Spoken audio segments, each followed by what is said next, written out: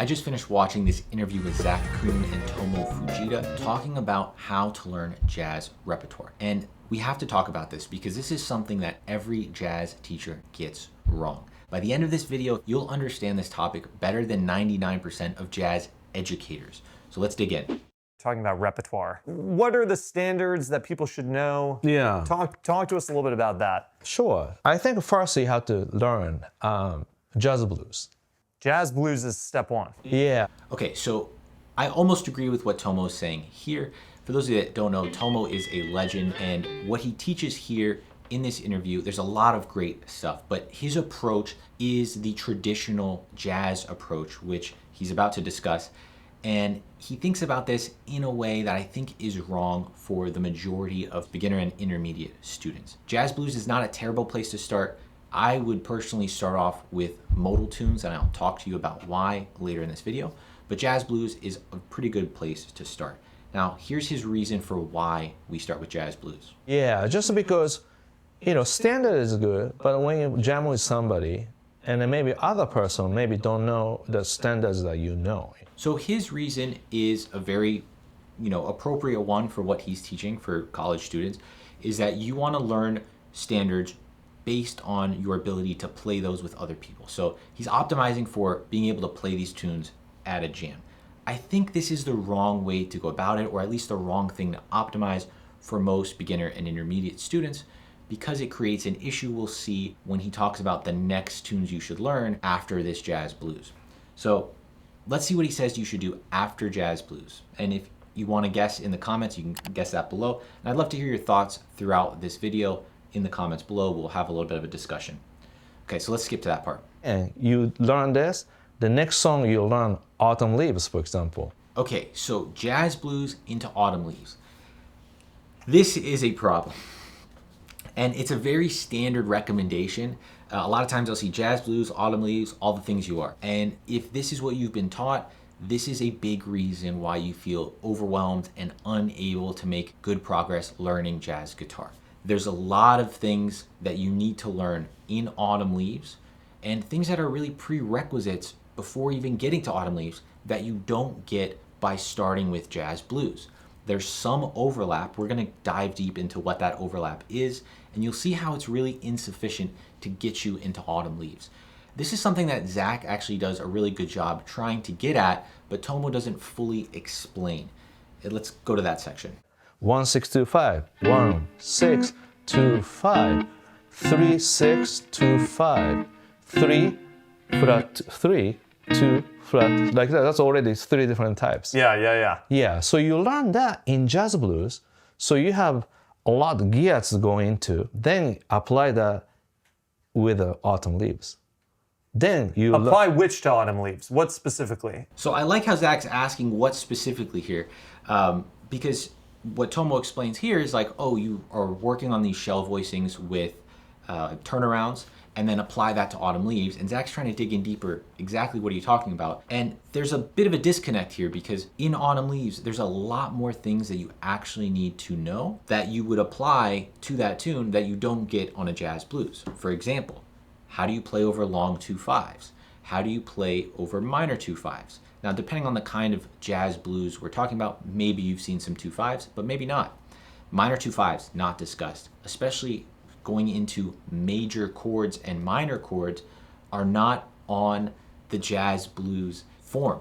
So there's a lot more to be discussed for autumn leaves that we just don't get on jazz blues. It's not as simple as just saying apply what you know on jazz blues to autumn leaves. There's a huge gap there that's not being discussed, but this is the normal way that teachers talk about learning tunes and, oh, just do this tune next. And it really leaves the student wondering, what do I actually do?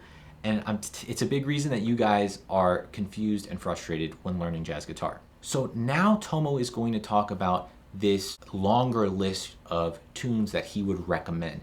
And this is where we really start to see how he's thinking about this. And then we can discuss, with that full approach, what are some different ways that we could optimize the tune learning process that might be better. How do I develop my repertoire? Yeah. What do I look? So like, jazz blues is one, and then you pick like, minor song. So maybe Autumn Leaves, right? Jazz blues, maybe Autumn Leaves. major song. Maybe you learn all of me because All of all me. major, you know. So next one you want to learn a little bit major and minor, there will never be Another you. like that, you know. Just in case, blue bossa, Blue bossa. maybe girl from Ipanema, from Ipanema. like Okay, so those are the 6 tunes that Tomo's naming. Again, these make sense if you're thinking about this from the perspective of what are some popular tunes to learn to be able to play with others. But that I don't think is a good approach. First of all, if you're a beginner, an intermediate player, you shouldn't be optimizing for playing at a jam session. You have some basics and some fundamentals to cover. One of which is just knowing more tunes and really understanding jazz repertoire. There's a lot of different forms, and it really requires you to learn a lot of different tunes before thinking that you're just jam ready, right? So that's the first thing. The second thing is, even if you were to go to a jam session, realistically, as a beginner, you can communicate to those people, those musicians, hey, I'm a beginner, I only know Blue Monk. Can we play Blue Monk? Chances are they're going to accommodate to you as a more beginner musician. They're not expecting you, depending on the jam session you're going to, they're not expecting you, if you state that you're a beginner, to be able to play Stella by Starlight, all the things you are. That's not the expectation if you're just saying, hey, I want to get some experience playing with other people. This is the tune I know. Most musicians will be accommodating to that and humble with you. They've also been in that situation. So the need to optimize for the jam session, I don't really think that is the thing we should optimize for. We should really optimize for how difficult it is to go from the first tune to the next tune. What I mean by that is, how much new information do you need to go from Jazz Blues to Autumn Leaves to All of Me to Another You? When we actually look at the specifics, the details there, that's an insane jump of knowledge that's being asked of the student. The analogy I like to give here, because again, this is not about Tomo and his specific list of tunes, this is a standard traditional approach to jazz education. Teachers will just list off popular tunes that they've been hearing called and that you should learn. But they're looking at this from the perspective of someone who's already ascended to the top of the mountain. This teacher is at the top of the mountain, they're the expert, and they're looking down that mountain at you, trying to come up to their position. They can't see, and they can't even remember all of the steps that it took to get there. They don't even see which of those steps are big gaps, which of those steps are smooth. They can't. They literally can't from their perspective. We instead need to have the learner's perspective of, hey, I'm looking from this bottom of the mountain to the top. I'm trying to get to that peak.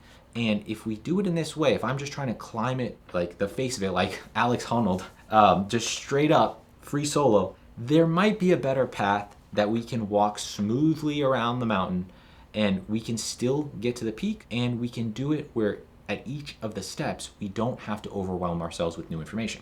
Okay, so the way I break this down, and I talk about this in Master Standards Blueprint, which is my curriculum inside CGA, you actually don't need to learn any more than 3 new chords per tune. When you go from tune 1 to your next tune, there is an order for the top 100 jazz tunes that will take you from beginner to advanced tunes, just learning 3 new chords at each time.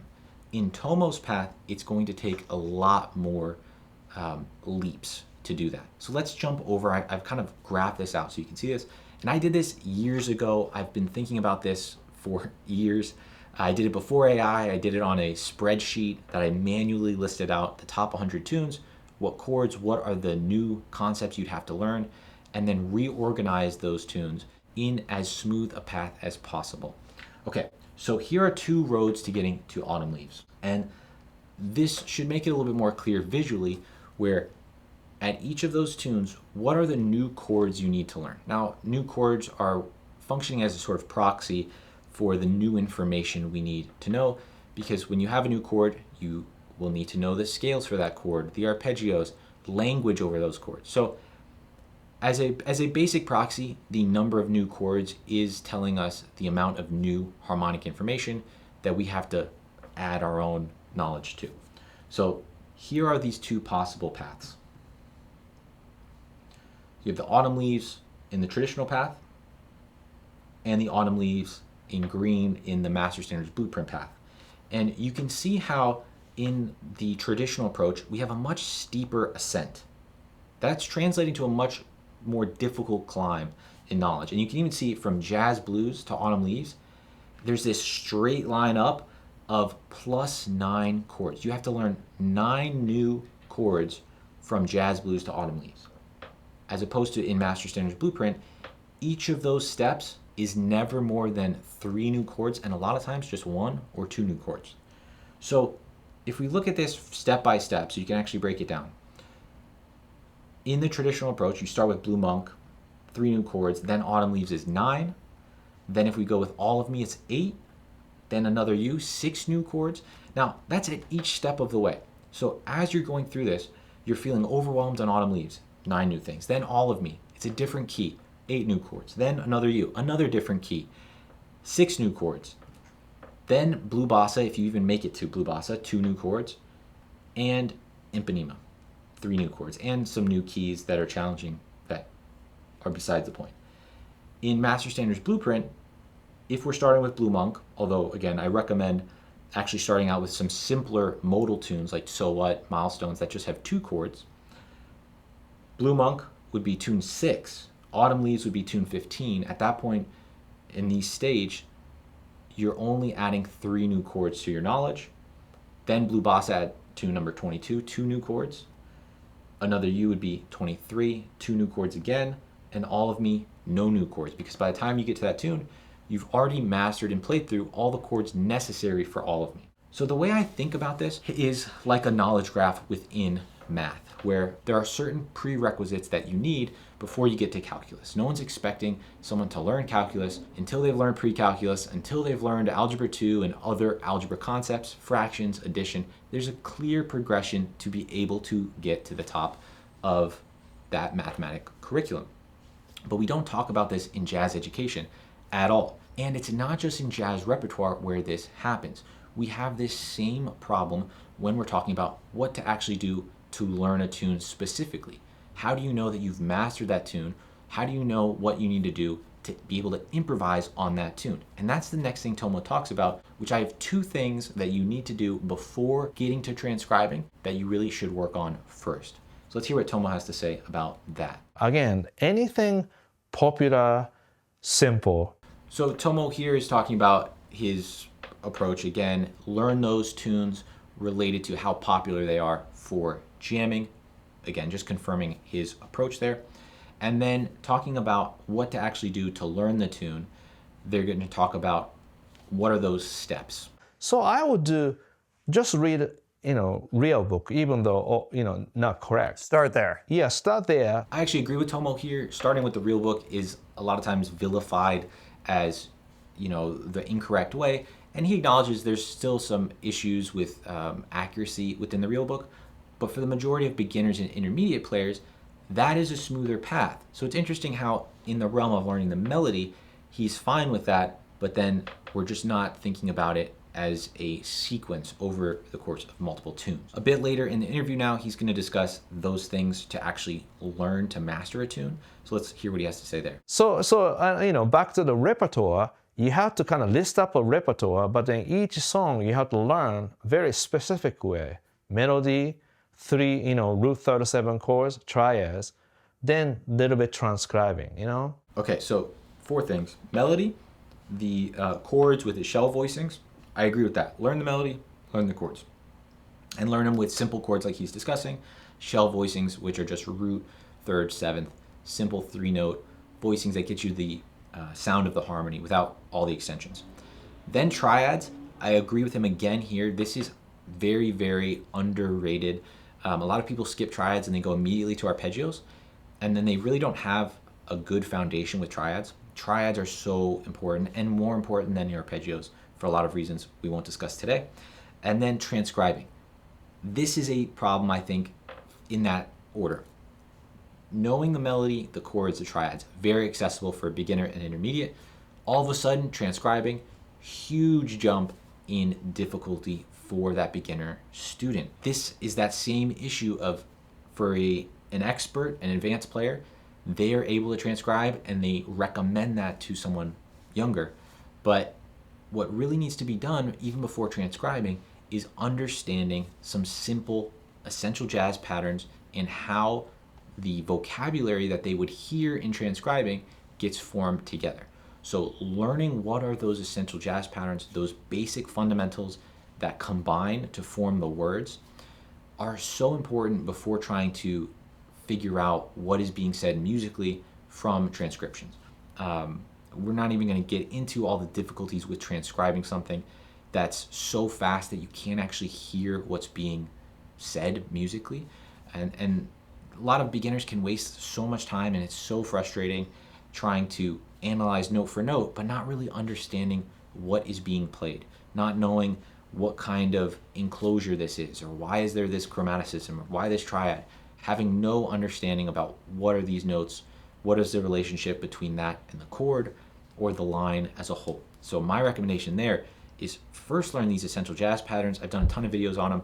Learn how they combine to form jazz vocabulary, which is the words of the jazz language. And then when you transcribe, you'll recognize these words, right? So when you're learning a foreign language, if you have some basic vocabulary and you're listening to someone talk, you can recognize those words because you've already learned them. You're not trying to transcribe what they're saying where you have no vocabulary in that language. It just wouldn't be possible. And then the final part that Tomo talks about here is related to how many tunes to actually learn and master. Yeah, the reason is when people always said, I need to learn every song. I'm learning different song every day. I learn 100 songs. This usually doesn't work because these almost you're satisfied by numbers. Do you know what I mean? Yes. Hundreds like that. So I always said less than 10 is good. So I sort of half agree with Tomo here. I think he's right that going extremely broad with as many tunes as possible or one new tune a day is way too superficial. We need to learn a fewer number of tunes and learn them more deeply. That is super important. I think less than 10 is still too few because something that we don't really think about is that there's a bunch of different jazz concepts, jazz progressions, and we really need to absorb those concepts in many different examples before we really understand them intuitively and are able to express ourselves on those tunes. So if you've only played one modal tune, you don't really have a reference for what other modal tunes do, what other possibilities there are. If you've only played one tune with the minor 2/5, you again don't know other options. You may not know that sometimes the minor 2/5 resolves to a major chord because you haven't played the tune where it does that. There's a lot of these examples, and you want to get experience with these different progressions. This is one of the main reasons I think the first thing that you should do is learn jazz guitar or jazz in general by learning the repertoire.